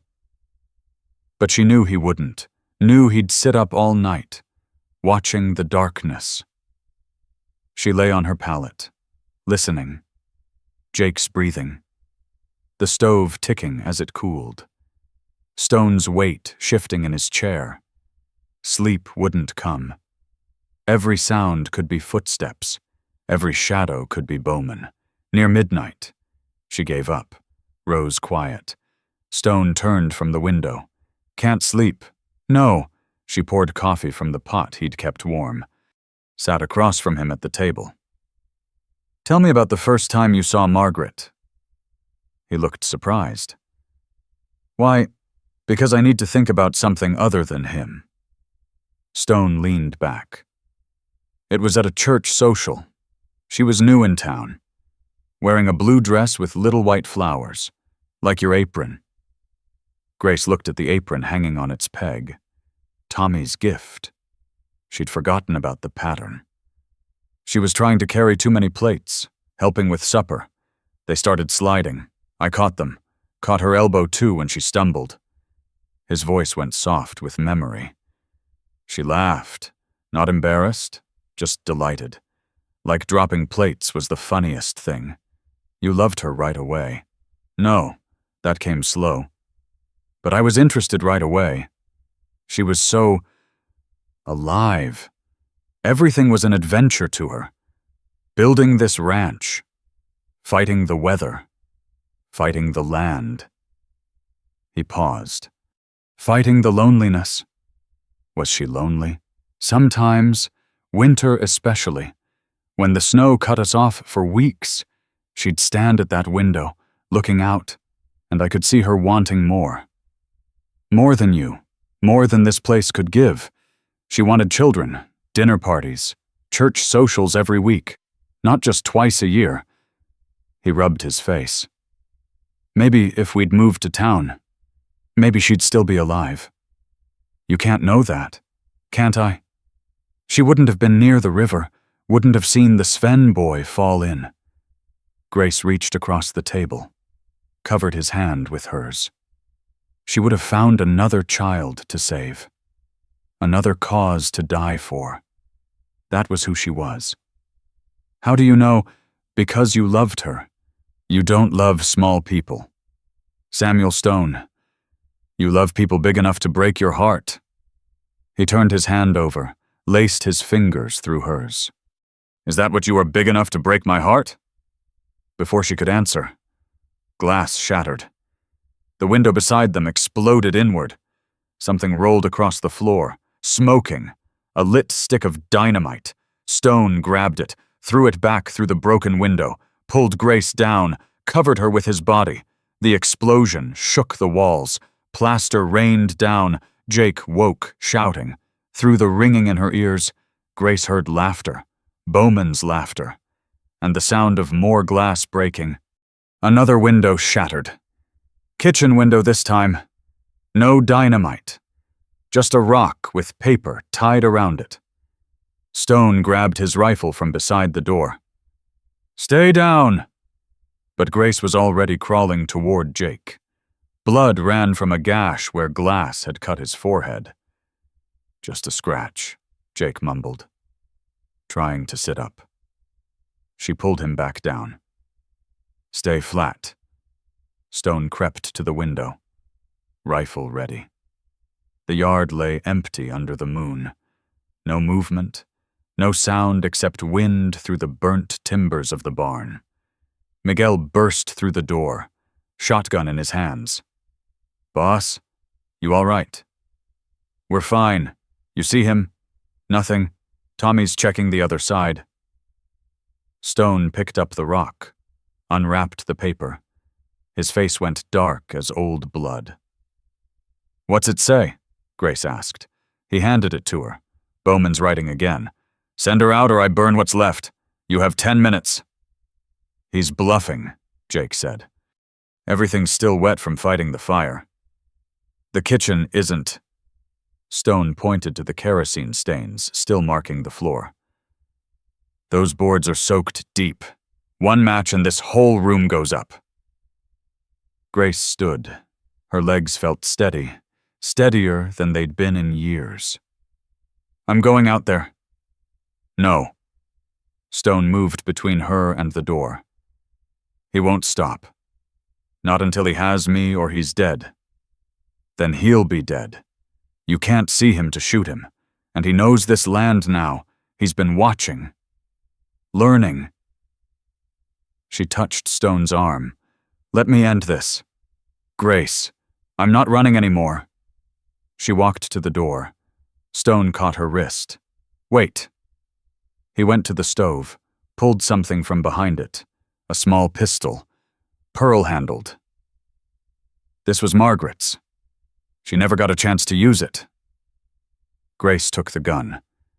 It fit her palm, perfect. You know how to shoot? Stone asked.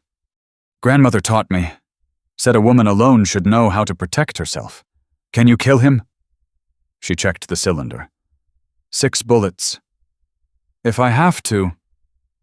Stone pulled her close, pressed his forehead against hers.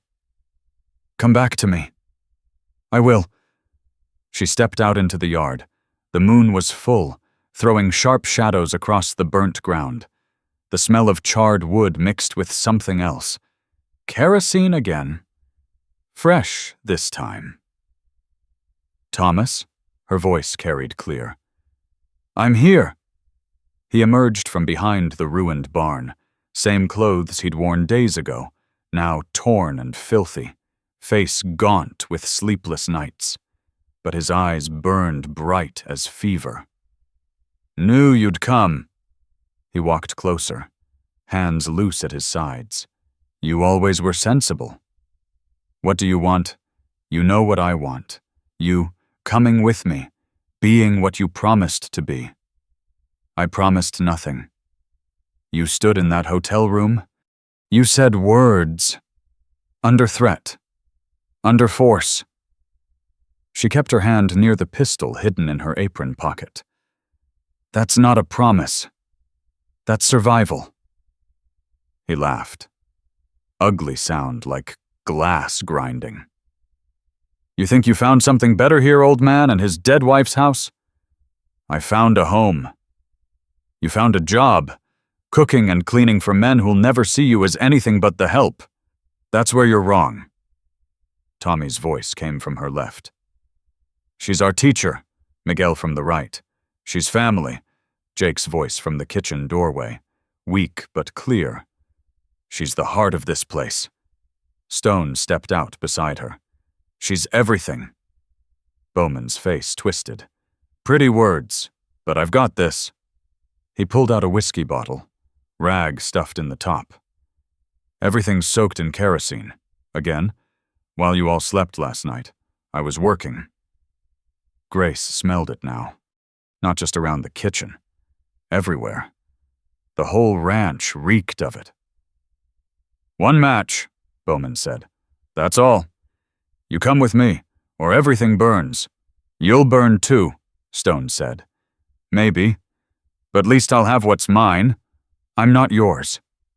Grace stepped forward. Never was, never will be. Bowman lit a match. The flame danced in his fingers. Last chance. Grace pulled out the pistol. Drop it. He laughed. You won't shoot. You're not the type. Try me. He touched the match to the rag. It caught instant. Flame running up the bottleneck. Grace shot the bottle. It exploded in his hand. Burning whiskey sprayed across his arm. His chest. He screamed, dropped, and rolled, but his clothes were soaked with kerosene. The flames spread. Stone grabbed a horse blanket, ran forward, but Bowman pulled another bottle from his coat, already lit. If I burn, you all burn. He threw it at the kitchen. Time slowed. Grace saw the bottle arc through the air, saw it spinning, flame trailing, saw it heading for the window, where Jake lay helpless. Stone caught it, bare-handed. The bottle shattered in his palms. Burning whiskey ran through his fingers. He threw the mess away from the house, shaking his burnt hands. Bowman tried to run. Made it 3 steps before Miguel's shotgun butt caught him in the knee. He went down hard. Tommy threw a wet blanket over him, smothering the flames. They rolled him, patting out the last of the fire. His clothes were charred, skin blistered, but he was alive, moaning, cursing, but alive. "Get rope," Stone said, cradling his burnt hands against his chest. They tied Bowman tight. Miguel rode for the sheriff and doctor. Grace led Stone to the kitchen, made him sit. His palms were raw, blistered, bleeding where glass had cut deep.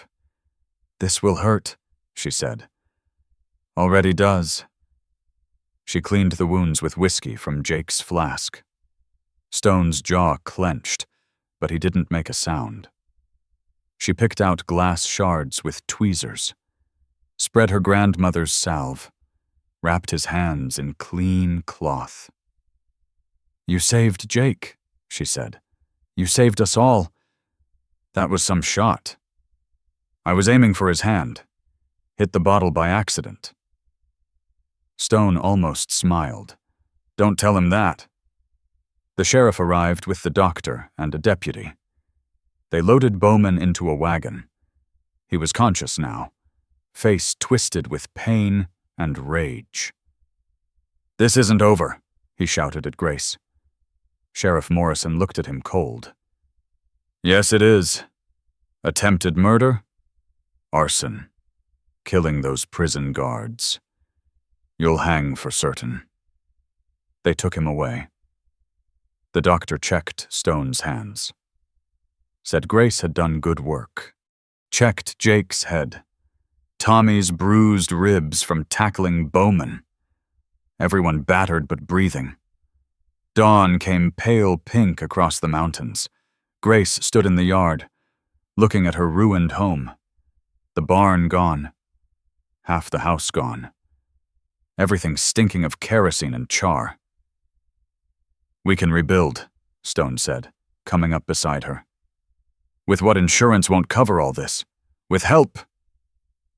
He nodded toward the road. Wagons coming. Lots of them. The whole town looked like men with lumber and tools, women with food and blankets, even Mrs. Pruitt, though she looked pained about it. They worked through the day, clearing, measuring, planning. The women set up outdoor kitchens. The men laid foundation stones. By evening, the skeleton of a new barn stood against the sky. "It's smaller," Grace said. "But stronger," Stone replied. "Sometimes you got to lose everything to build it back right." That night, they slept in the kitchen again. Jake snoring. Miguel and Tommy on guard. Stone in his chair by the door. Grace on her pallet by the stove. But sleep wouldn't come. Too much had happened. Too much had changed. She rose, went to Stone. Can't sleep. Hands hurt. She unwrapped his bandages, checked the wounds. Healing clean, no infection. She rewrapped them, gentle as she could.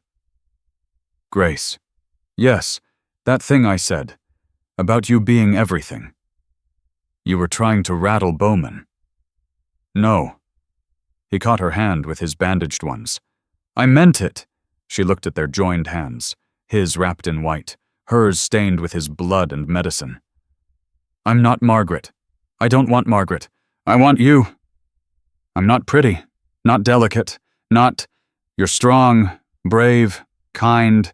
You're the woman who ran into fire for Tommy, who saved Jake with spider webs, who faced down Bowman with grandmother's pistol."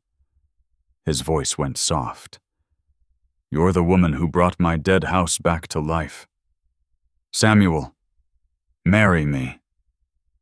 The words hung between them. "You don't know me. Not really. I know enough. I was married before. Twice." He waited. "First one hit me. Second one died before he could..." She pulled her hand away. I'm not good at being a wife. I'm not good at being a husband. Margaret could tell you that. She's dead. Yes, and I'm alive. Thanks to you. I remembered that. He stood, crossed to the window. I'm not asking you to be Margaret. I'm asking you to be Grace. My Grace. Why? He turned to face her. Because when I thought Bowman would take you, I couldn't breathe. Because when you shot that bottle, I thought you were magnificent.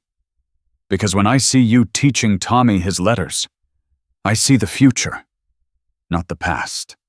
And Grace went to him, reached up, touched his face, rough with stubble, warm, real. I don't know how to love right. Neither do I. We'll learn. She rose on her toes, kissed him, gentle, careful of his burnt hands. He tasted of coffee and hope. Yes, she said against his mouth. Yes, yes, I'll marry you. He pulled her close with his forearms, hands held careful away. When, spring, when everything's growing again, spring then, March came sweet and warm. The new barn stood complete. The house, rebuilt different but better. Larger kitchen, more windows, room for children, if they came, room for hope. The church was packed. Everyone in the valley came to see Samuel Stone marry his unlikely bride. Grace wore blue with white flowers, not a wedding dress, a future dress. Jake stood as witness, healed but scarred. Tommy held the rings, proud as a new father. Miguel played guitar. Mrs. Chen cried. Even Mrs. Pruitt managed a genuine smile. The preacher spoke words about love and commitment, about building on solid ground, about second chances. Do you, Samuel, take this woman? I do. Do you, Grace, take this man? I do. They kissed. Soft, sweet, full of promise. The reception filled the yard, tables groaning with food, music, dancing. Stone led Grace in a waltz, holding her like she was precious. No stepping on feet, she asked. I learned. From who? Jake. Don't tell anyone.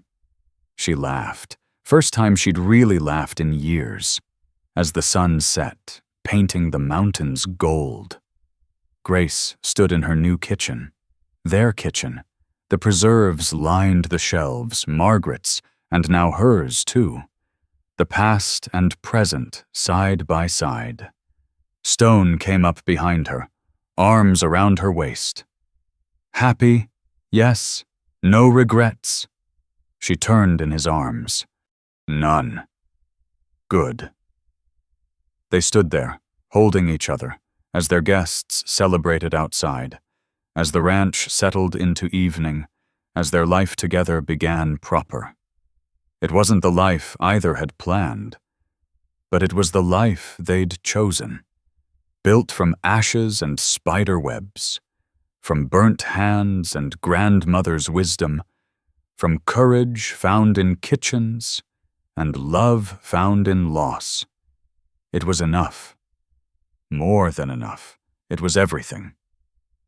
5 years on, I visited Stone Ranch again, found Grace teaching letters to 12 children in her kitchen, ranch hands' kids, town kids, even Mrs. Pruitt's granddaughter. Samuel sat mending harness, watching his wife with such tenderness it made my chest tight. Their daughter Margaret played at his feet, and Grace carried their second child high under her apron. What struck me wasn't the prosperity. Though the ranch thrived, it was how the whole valley had changed. The teaching had spread. 3 other ranches now had evening lessons. The women shared preserving secrets Grace's grandmother had known. The men worked each other's land without keeping score. That suspicious, isolated community had become family. All because one woman stopped running and started building. Sometimes the bravest thing isn't facing down evil, it's choosing to stay, to trust, to teach someone their letters in flour on a scarred kitchen table. Disclaimer: this story is inspired by historical Western frontier narratives, created solely for entertainment purposes. It does not condone, encourage, or promote any form of violence or harmful behavior. All characters and events are products of the author's imagination. Any resemblance to real persons, living or dead, or actual events is purely coincidental. The story aims to explore themes of redemption, community, and human resilience through fiction.